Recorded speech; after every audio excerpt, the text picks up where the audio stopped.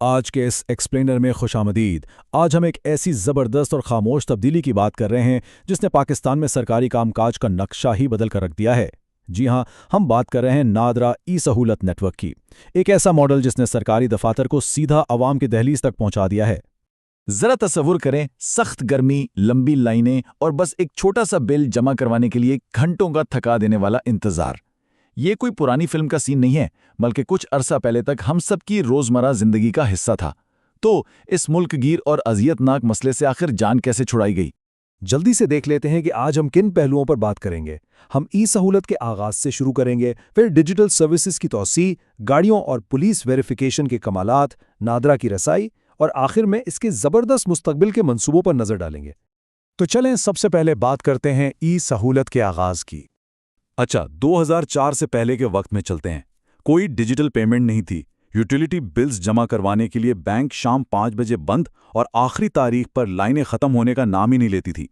इसी सरदर्द को जड़ से खत्म करने के लिए 2004 में नादरा टेक्नोलॉजीज लिमिटेड यानी NTL मैदान में आई। आइडिया बहुत कमाल का और सीधा सा था।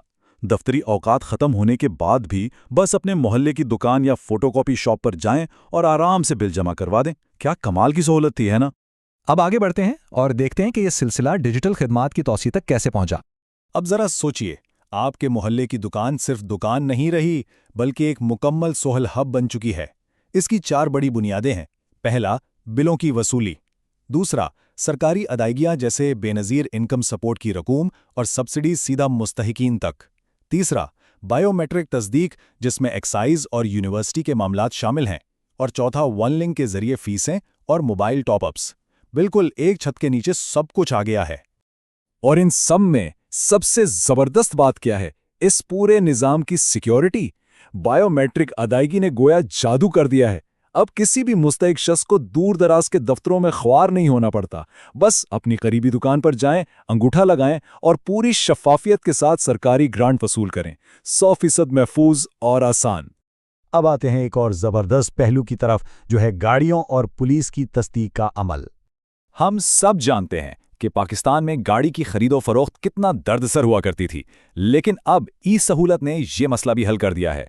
खरीदार और बेचने वाले दोनों के शिनाख्ती कार्ड्स की बाकायदा बायोमेट्रिक तस्दीक होती है। अंगूठा लगाया, तस्दीक हुई और स्लिप सीधे एक्साइज डिपार्टमेंट में जमा। कोई फ्रॉड का चक्कर ही नहीं, सब कुछ बिल्कुल शफाफ और महफूज।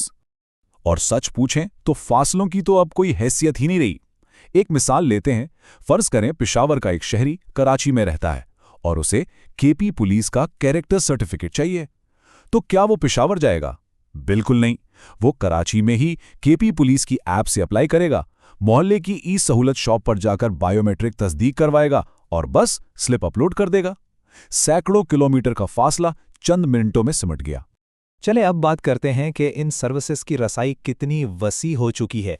23,700। जी हां, ये कोई मामूली नंबर नहीं है, बल्कि पूरे पाकिस्तान में मौजूद एक्टिव ई सहूलत फ्रेंचाइजीज की तादाद है।